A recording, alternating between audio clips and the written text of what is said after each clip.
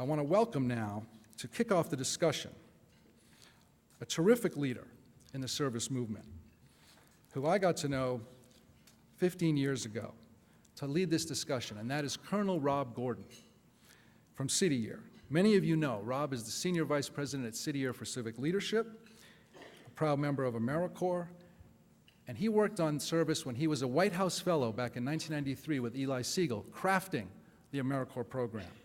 He served as Director of Special Operations for the Office of National Service. Prior to joining City Year, Rob was the Academy Professor of Social Science and Director of American Politics at West Point.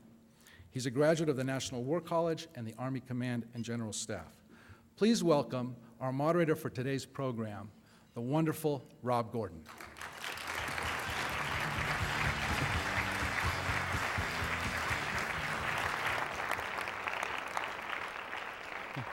Thank you.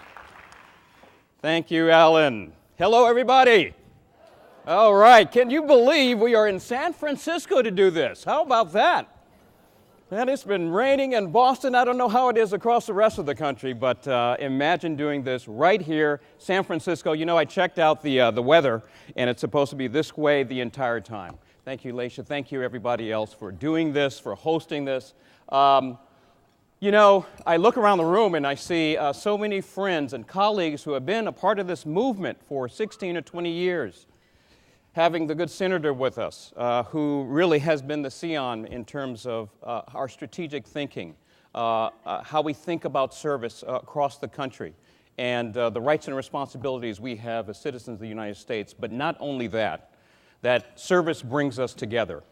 You know, we've been, when you look at service and the history of it, at these sorts of wonderful crossroads in the past. And one of the questions we want to talk about today is what's different? What's different now about this era of service? Now, a lot of you were in New York less than a year ago with the summit. Was that not incredible? Bringing together a varied group of people and leaders to discuss service. And look where we are today with the Serve America Act. Look where we are today with a civilian-military partnership.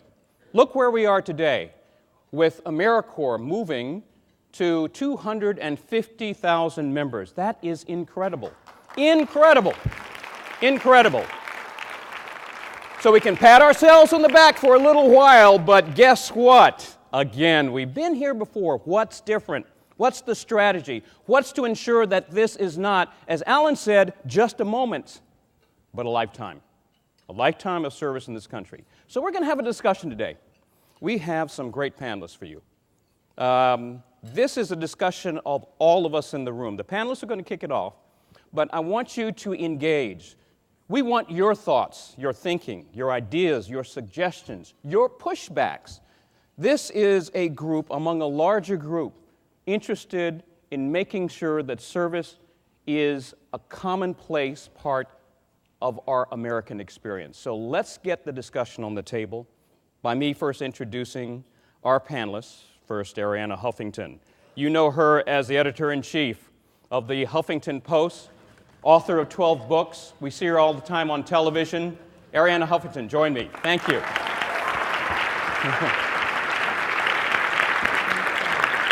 Thank you. Thank you. Lisa Paulsen. Let me tell you about Lisa, CEO of the Entertainment Industry Foundation. She grew philanthropy. Lisa grew philanthropy in the TV and movie industry from $2 million to over $100 million. She is a true hero of service. Lisa Paulsen, thank you very much for joining us. And finally, I have Colin Jones. Colin Jones, a young leader in the service movement, an AmeriCorps Vista volunteer, 23 years of age. Colin is a member of a program called BUILD, and he is an AmeriCorps Vista.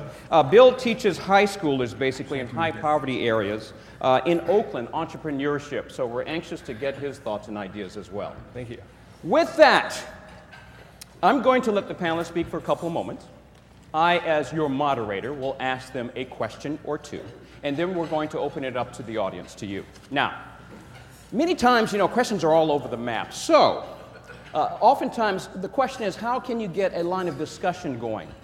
If someone has a question and one of our panelists basically answers that, and you want to follow up on that question, I want you to raise 2 fingers, and I'll look for that. And that way we can have that kind of continuous discussion. If you want to move on to another subject, just raise your hand, all right? So we've had a little bit less than an hour. I've got someone who's going to give me the hook in about 50 minutes or so we're going to get right to it. I'm going to have Arianna start off this whole notion of a new era of service, just with some general comments, and then we'll go right down the line. Please. Thank you so much. Can you hear me as you have to deal with my accent? First of all, congratulations to everyone who's made this day happen. And I must say a special thank you to Harry Swafford, whom I can see from here, and who's been so instrumental both to the service movement and to my own personal journey when it comes to the service movement. Because just, Harry.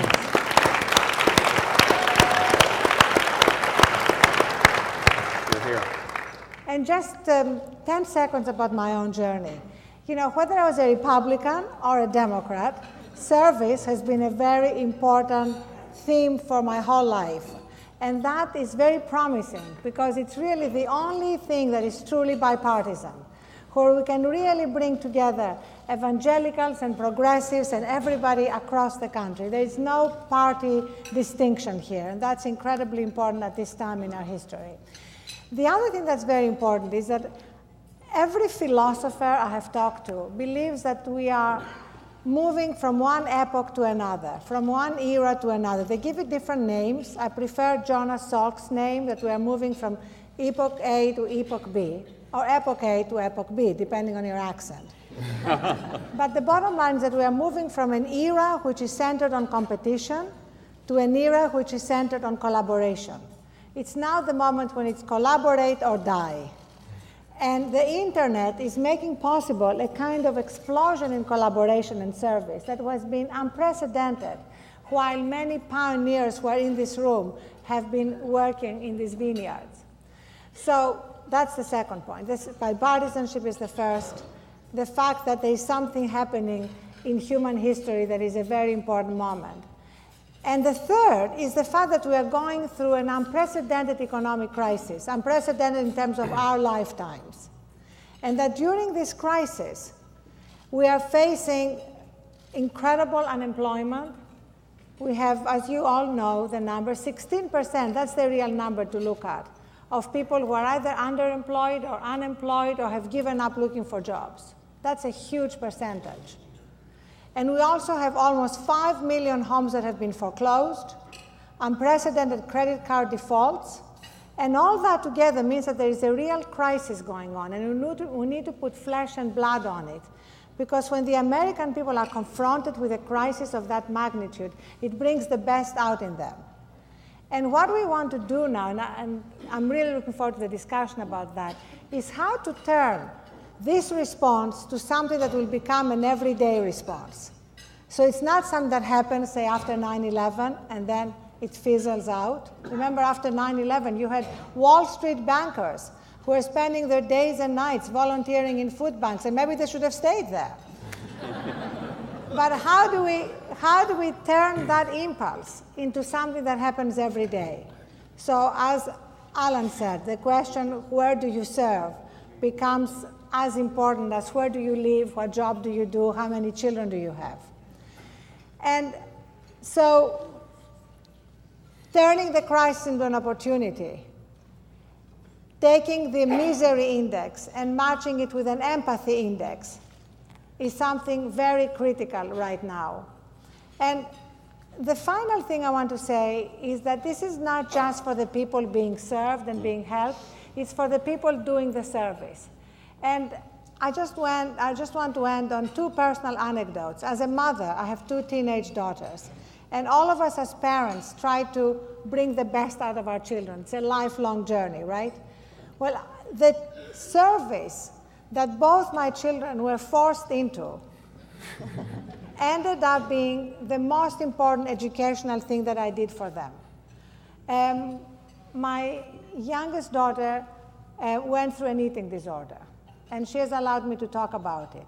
Because when I had her serve at a place called home in South Central Los Angeles. That was really the turning point in her recovery, when she began to see what was really happening in the world, the pain and the suffering that people were going through, compared to her own anxieties and insecurities about what did she look like, or how smart was she, or all these things that teenagers go through.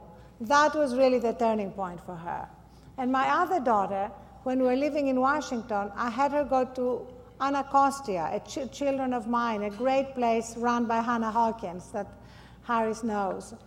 And I remember it was her 5th birthday, the day before, and on the day we were there, a child from the center was celebrating her 5th birthday. And her whole birthday was a cupcake with a candle. That was her present, and that was her birthday cake.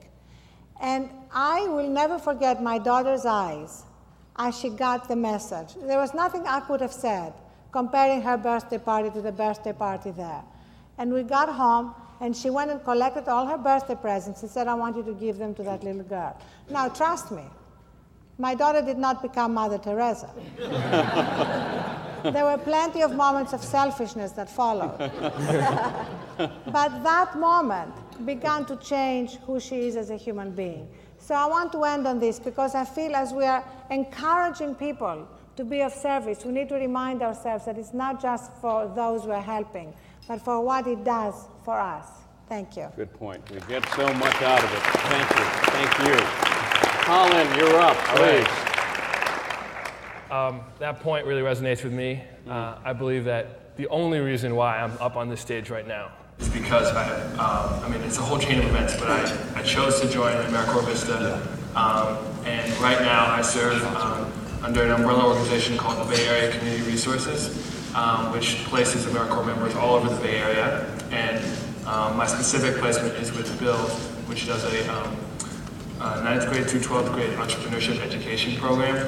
And I would say that, like, every day I walk, I live service. I walk it, I breathe it, I live it. And you have to understand that to grow, it has to be ingrained into daily life. And I think that's the point that ServiceNation is attempting to convey. And I thank them. I thank everyone who's helped set this up, and this opportunity is just amazing. I think that just me being on this stage means something, because that it's saying that if you serve, there will be those who will recognize what you do. And so in terms of my personal journey, and I'll do my best to young people in the room to try to speak for us millennials. My personal journey of service began, I would say it began with Hurricane Katrina. I don't know if anyone remembers this, but or how they felt, but I was going to start my sophomore year of college. And you could see on the news, you could look at the reports, you could look at the weather report, you see, here's a storm, here's a city. They're going to do something, right? They're going to do something about this. And so then I was traveling, and I moved, and I landed at school, and we see the devastating effects of what happened. And so as a group, I went to college in the Midwest. I went to Oberlin College in Ohio, which is known as a school that's very active and very progressive. And so we all had to come together and figure out how we were going to respond to such a terrible event. And I think that in looking at the challenges, I would say that this generation faces and looks out onto a world that we're joining now just into the job market. We look at a lot of challenges that are so daunting, that we're coming of age and we're hitting the market just as we have. Of course, we have conflicts overseas, we have economic crisis, and then for me, it was really Hurricane Katrina that was a catalyst. And so I would say I had a vantage point, because I did some student government at Oberlin College, and I was able to see what is this generation doing? What are the clubs and activities and stuff that people are doing? And you sort of see a division. You see, I'm for peace in this region. I want to talk about only this issue, or I want to talk only about this for a particular group. And that is going on all over the place. I looked at it, and I was like, wow, there's 18 different Asian American groups. That's really interesting. So I think service is a way that all of these movements that are so diverse can unite. And my personal example of that was I helped after Hurricane Katrina hit in 2005, that began almost immediately. People were just throwing everything out and just getting in the car, just getting everyone together, trying to raise money frantically and just go down and do what we could do. And so I was part of a group that went down in 2006, and we saw homes that right after the storm. Nobody had walked in, nobody had touched them, and we went in, and we had to. I have some funny pictures of this. We had to wear these blue Tyvek suits and masks, and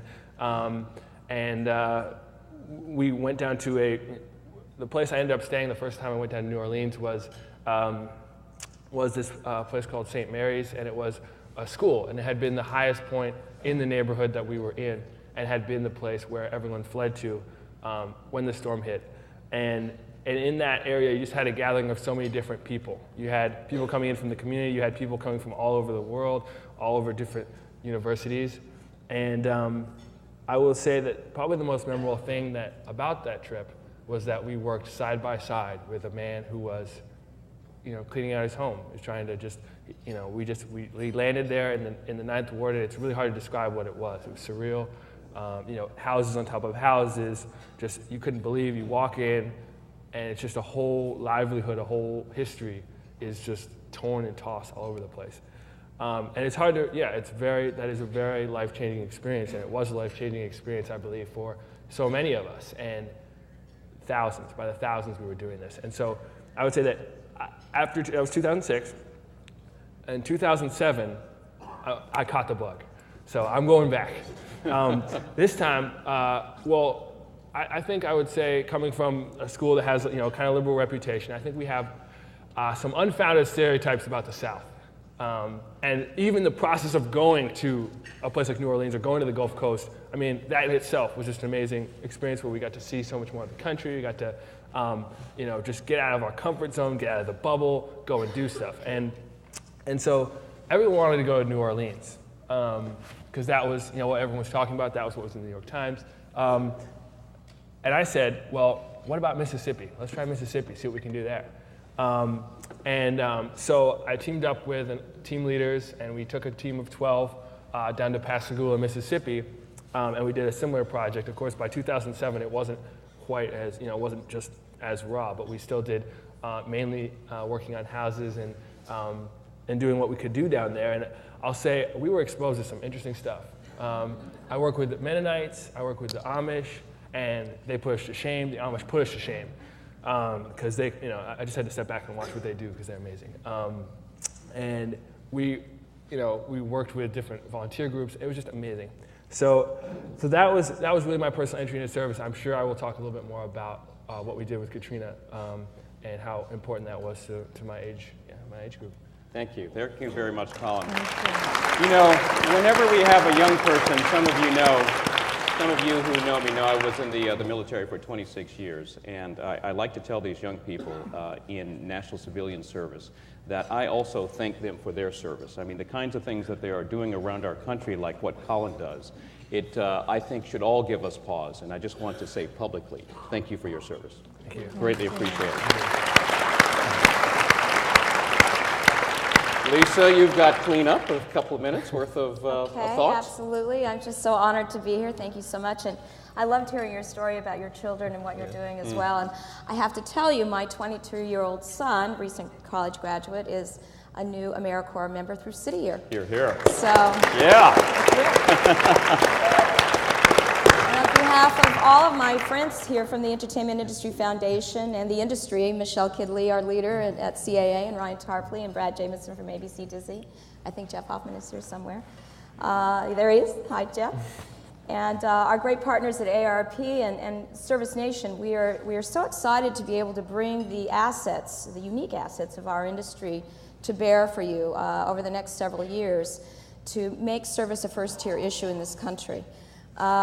We were privileged to bring our friend John Bon Jovi, who's going to sing today, and talk to you a little bit about his engagement in service, and Matthew McConaughey also, who will kind of light up the room, we hope, and let you have a little sneak preview of what we're about to bring to you in the fall and beyond. But last year, I was privileged to also bring John and Alicia Keys to the ServiceNation conference in New York. and I was mesmerized by what you all are doing, really inspired. And then I had the privilege of meeting with Buffy and Sonal and some other great folks from the White House and the corporation, and said, there is something that we should be doing here as an industry. We should utilize popular programming and feature films and music to tell your stories. We're storytellers. How can we help you lift up your message and make service a first-tier issue? So we're really here to listen to you and to learn from you and to have you share with us what's happening throughout the country. We will be inculcating messages in just about everything you see on television during the week of October 19th and then beyond. And so because this is a work in progress, and by the way, it's never been done before in network history, has it, Brad? Not that we're aware of anyway. So it's like peeling an onion. Every week we find something new and another layer to take a look at, and it's pretty exciting for us to be here to help you. Last year we produced a roadblock special on ABC, CBS, and NBC called Stand Up to Cancer. One of my colleagues, one of my co-producers is here. And there were a group of major industry leaders who had all been affected by cancer that felt that we could utilize our platform to help not only raise money to help fast-track important clinical trials, but to really take a look at how our industry can help with that critical issue as well. We learned a lot from it, and that's why we're here today now to help you do the same thing in service and volunteerism and making this such an important part of pop culture. And not just to make it cool and trendy, but to make it a permanent kind of activity that we all engage in and part of who we are as citizens. What does it mean to be a citizen in this country now? So. Thank you. Thanks very much. You know, I want to pick up on that. How do we move it from the cool and trendy to the permanent? What I'm going to do is I'm going to ask one question because of time and get to your questions in the audience, in fact. And Arianna, recently in your Huffington notes, you talked about commencement addresses around the country and the fact that, you know, every year we kind of hear speakers talk about community service and getting involved in service. Nothing new there is what you said, but this time it's different. And I'd like to pose to our panelists here, what is different? So that we can move out of this cool and trendy into this level of permanence that we seek. What's different? Arianna, let me start with you. Well, what is different is in a way exemplified by the formal launch today of All for Good, and Jonathan Greenblatt, who is the chairman of the advisory board. Thank you for all you're doing, and Buffy and a lot of... And let me explain why that is so different. I remember in the 1990s putting a proposal together calling for a C-SPAN 3. Remember, Alan and I were talking about that. At the time, we only had C-SPAN 1 covering Congress, C-SPAN 2 covering the Senate, and I thought there had to be a C-SPAN 3 covering this sector. Not occasionally, not around Thanksgiving and Christmas, but every day. So if you woke up and you couldn't sleep at night, you could turn on C-SPAN 3 and see something that might inspire you. Watch a story, maybe watch Colin build a house, or watch John Bon Jovi talk, and something may tap into the part of you that is ready to be of service. That never happened. And the fact that All for Good, which is the sort of the 2009 equivalent, has happened, which means that at any time you can actually go on your computer or your BlackBerry or whatever, or your iPhone, and see something in your community that may actually take you to that next step of committing yourself to something, and then the next step. And that's what I think is different. It's not just the technology that is available, it's that moment in history when, for whatever reason, partly the crisis, partly that moment in our own evolution, has brought this kind of synergy between technology and the moment. Now, based on that, I want you to build on that, Colin, a little bit. We've got this technology, we've got the synergies, and we've got roughly a little over 30 million young people between the ages of 17 and 24. So we've got a force out there, in addition to all the rest of us who want to do service. So what's different? Why is it that you think that your generation will be energized and ignited to do something? I think that just overall, we're so engaged in different areas. The issue is not what we don't know about the problems that exist. Actually, we're seeing a synergy of so many different issues. We're seeing almost a perfect storm of different issues that are definitely making us ask deeper questions that have been asked before. Because I think that if you even look back at past decades, of course, poverty was still there.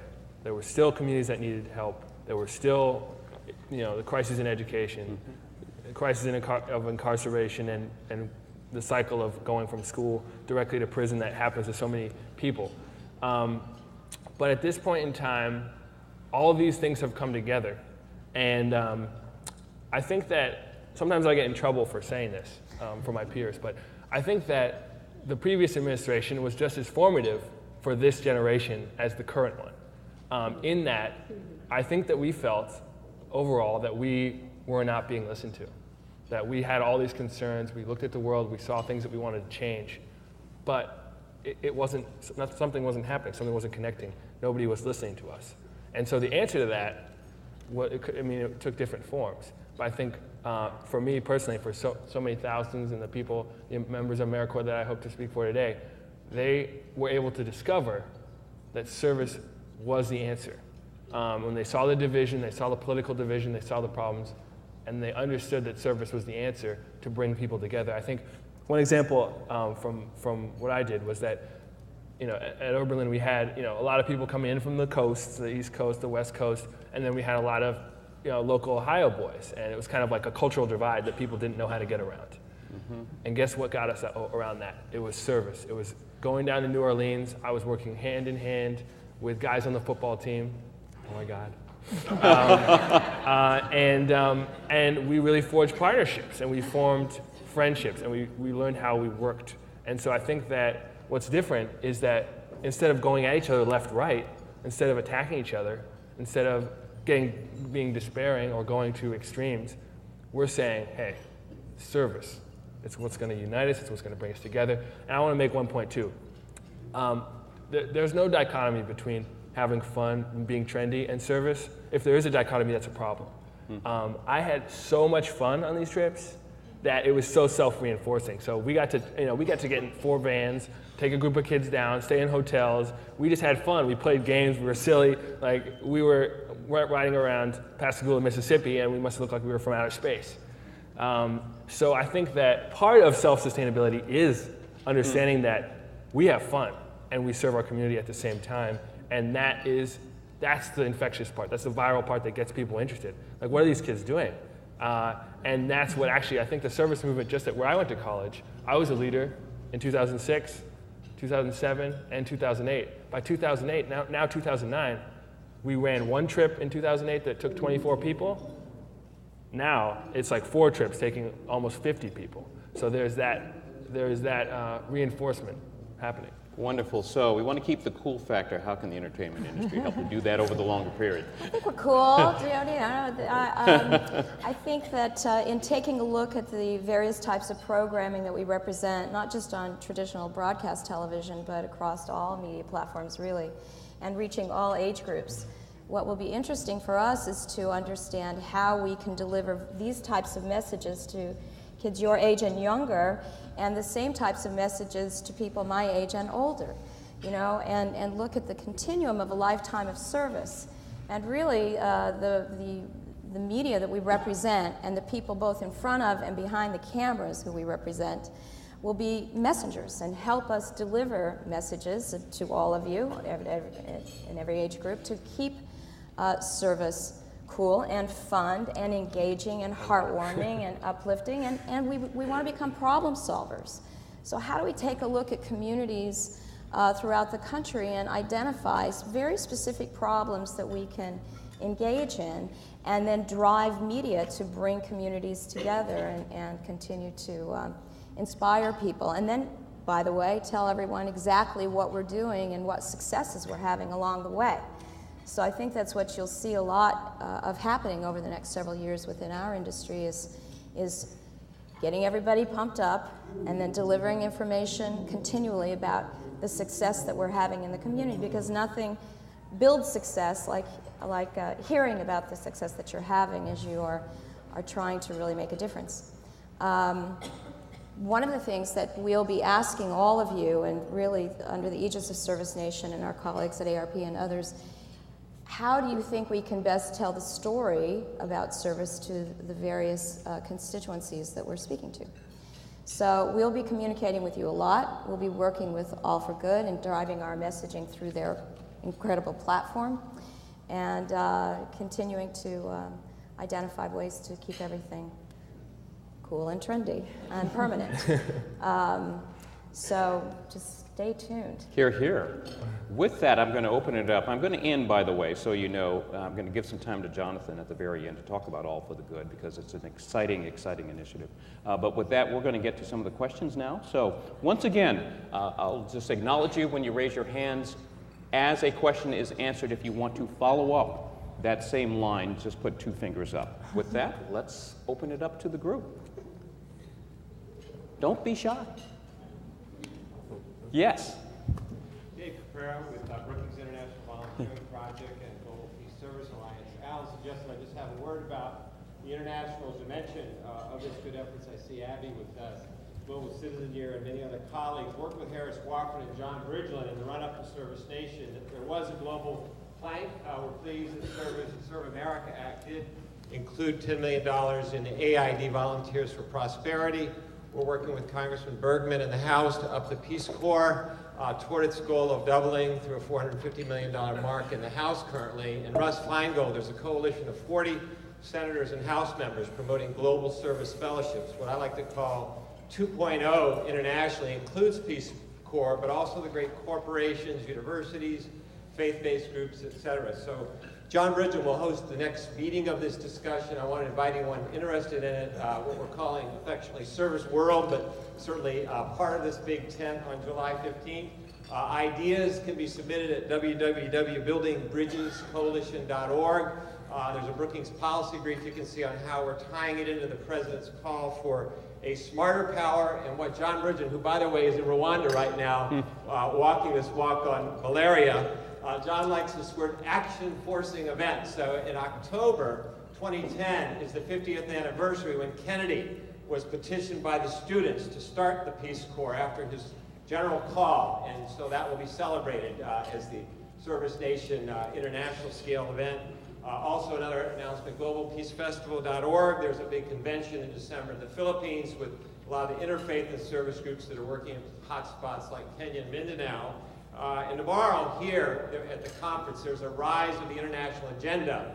Joshua Dubois from the White House will be speaking to this. Mark Farr, Points of Light, organized a wonderful day around this at the Hilton tomorrow. So in closing, the big idea was given in Cairo by President Obama recently when he called for global engagement in interfaith and service, both in terms of MDGs and suffering, but also tying that into peace building. And we think this sort of global approach to Peace Corps is an idea whose time has come. Thank you. Wonderful. Thank you very much. Great. Yes. Hey there.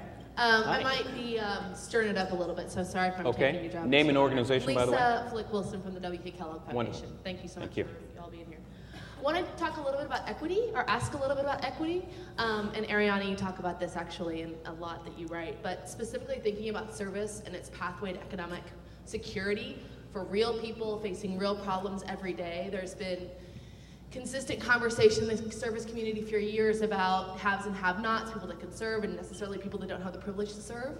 And so I want to hear your reflections, maybe even others in the room, about how do we really talk about equity and justice in this work, and how are we using service as a platform to real economic development, real economic security for real people facing the problems that we're supposedly trying to solve. Well, first of all, it's not either or. You know, I left the Republican Party in 1996, and while I was a Republican, I used to think it was either or. In fact, Harris Wofford and I had that conversation when I thought, you know, service and what we're doing through the private sector will solve all the problems. I really believe that. That was the main reason that I took that view of government. And then I came to realize that no, you know, you needed an activist government with the raw power of government appropriations to address a lot of the major problems we're facing, like healthcare. So it's not either or. So nobody, I think, in this room is presenting service as the answer to all our problems. But I also fundamentally believe that no matter how much money we spend through government, we cannot solve our problems without service. So it really need both. And the reason for that is not just because of the specifics that get done, but because of the kind of people that we become when we serve. And that's not as tangible, but just as important. So for example, when now we're dealing with the numbers of unemployed that we're dealing in this country, something that I think is incredibly important is how to help people with skills help others who need their skills. And I was in Philadelphia recently, and it's just amazing what's happening there when hundreds of laid-off lawyers are actually working to help people save their homes. And thousands of homes, literally, when I was there, it was over 1,000 homes, and that's two months ago, had been saved because of the work of these lawyers who didn't have a job anymore, so the one thing they had was time. But what was fascinating was to see the impact it had on them, the way it made them feel about themselves, because the worst thing, if you have saved some money, so the financial reason is not the most compelling reason that your life is in ruins when you lose your job, it's your self-esteem. So when you suddenly find yourself giving back and actually changing the lives of others, that equation changes. So equity and justice are incredibly important, and keeping in mind the fact that we become different people who therefore are more likely to bring justice and equity considerations into everything they do is another major reason for promoting service. Other comments? Yeah, I take it. I think that's a really important question. I think the first thing that I think about there is that we can't just think about it as we're going to go serve a client base. That client base has to be itself. I mean, to be sustaining, that client base has to itself step into service. And I think Martin Luther King said, everyone can be great because everyone can serve. And I believe that's true. And I mean, what that makes me think of, first of all, is I walk around Oakland, or I walk around these areas, and I think we've got tons of people who don't have skills. We got, certain at-risk populations. We have, let's say, people who have been incarcerated or people who are homeless. They don't have access to jobs, don't have access to job training. But it's also a social problem, and they need job training, and they could also give back to society. So how do you look at that? How do you actually make that a focus? I think that's really important. And then on sort of the flip side of that, I would say in the work that I do, so I work at Build, which teaches kids entrepreneurship, and what makes this so much fun, and actually I just signed up to do year 2 of service recently. Thank you.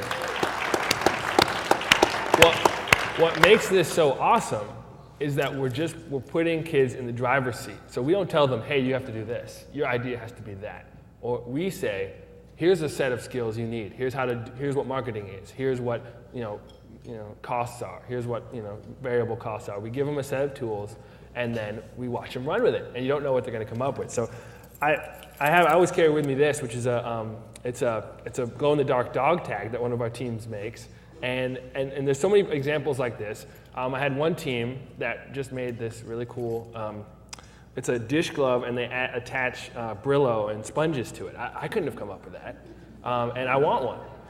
So I think that's what's super exciting for me about working at Build and working with this client base, because we say, okay, we've got a set of kids, and when I went into AmeriCorps, I wanted to specifically work with high school students, and for the reason for that being, if they don't make a change in their life at this point in time, it's very, very, like they're down a path.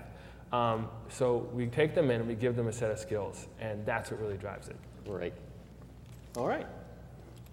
Lisa? Well, and really in utilizing the media to also engage communities, all 800 affiliates of the major networks will be involved in this campaign, so we hope to be able to identify ways that everyone can get involved in giving back in some way and be part of the solution and around very significant and specific problems and issues.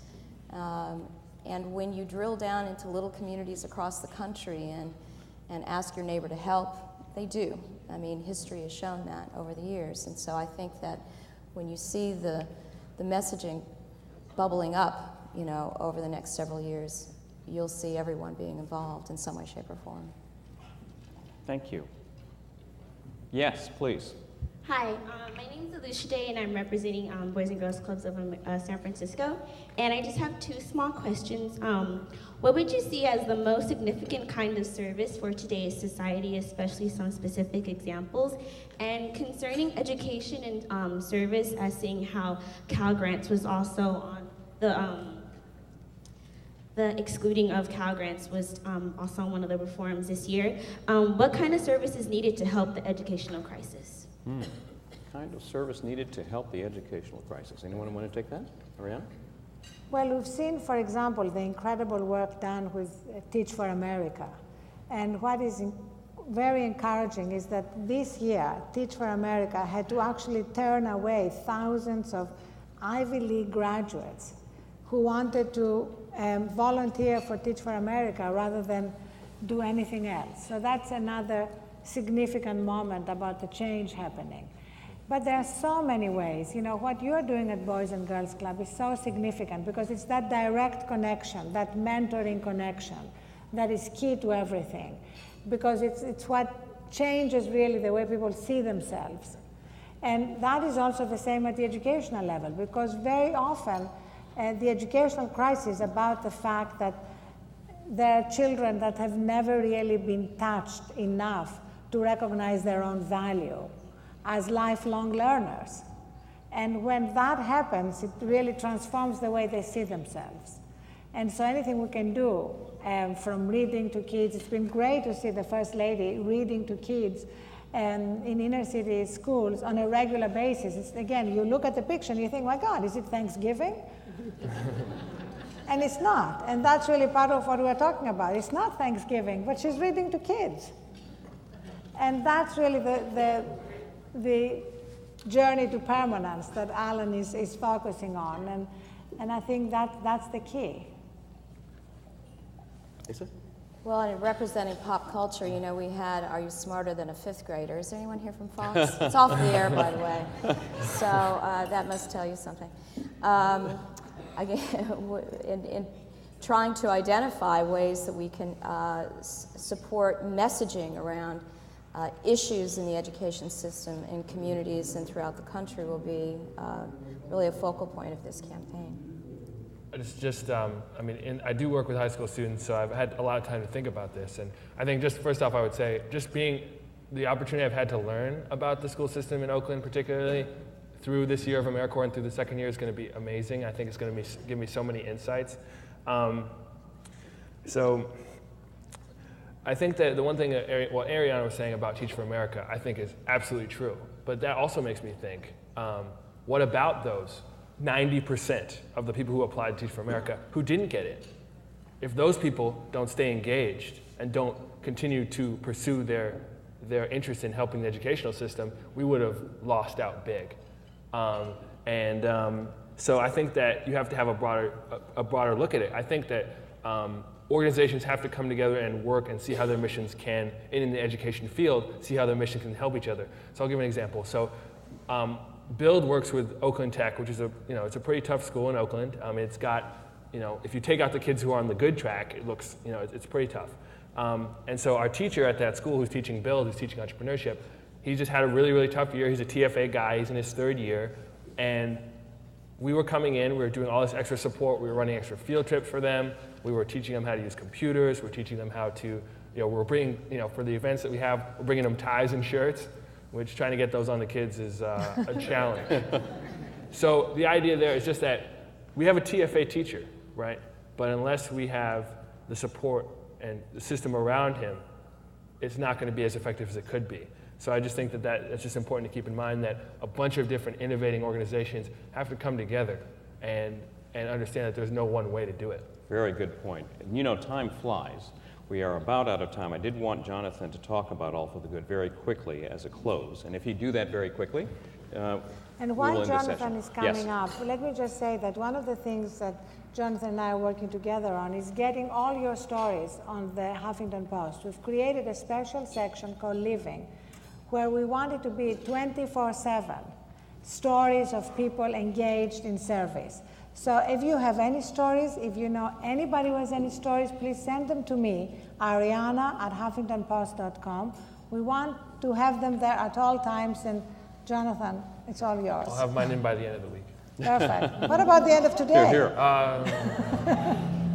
So, first of all, I'll just say briefly, thank you for letting me hijack the stage for just a moment. It's humbling to be up here with so many people who have made this movement happen.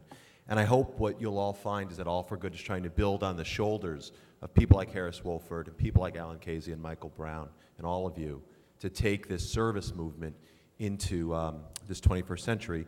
What All for Good is a free and open source application that was inspired by President Obama, started during the transition, and was designed really to help more Americans to serve.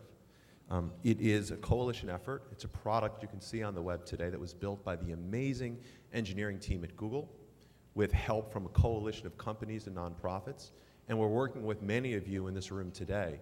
I look around and I see Amit Dar from Idealist, and I see people from Volunteer Match, people from the United Way, the American Red Cross, Kaboom, Meetup, the ARP. We're working with everybody because it's designed simply to allow Americans to, number one, search for service opportunities. And think about the power of Google, and you can imagine what we can do in search. Number two, it's designed to share service opportunities. We're working with Facebook and LinkedIn, and this is really important because we know that we are inspired by people like Colin, and the power of reference is so important in service. So we're now taking advantage of social networks to allow users to identify service opportunities they like and to share them with their friends via Twitter or MySpace or Facebook, etc. And lastly, I think most importantly, we want you all to use it because it's free. It's open source. There's no commercial interest here. You can download the application already. Our friends at MTV have launched serve.mtv.com today. Our friends at the Huffington Post are using it as well. And frankly, the administration is using it today on serve.gov. And we actually should take a moment. I noticed that Melody Barnes is here, the domestic policy advisor to President Clinton. Thank you for all the work that you're doing and the corporation is doing on service.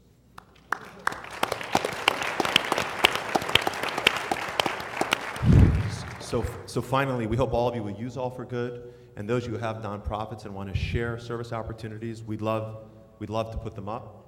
And for those of you who want to use All for Good, you can download the tool and put it on your own websites, your blogs, your MySpace page, or your Facebook page. Again, it's free for everyone to use, and thank you very much for letting me share it with you today. Thank you very much. You know, in closing, just a couple of thoughts. I think what we heard today is we have the technology, we have the leadership up here, you all in this room, we have the people power, and we have the commitment. And I think Arianna's right when she wrote in her Huffington notes that this time is different. So help me thank the panelists for this discussion. Thank you as well for your participation. Greatly appreciate it. Thank you. You bet. You were great as always.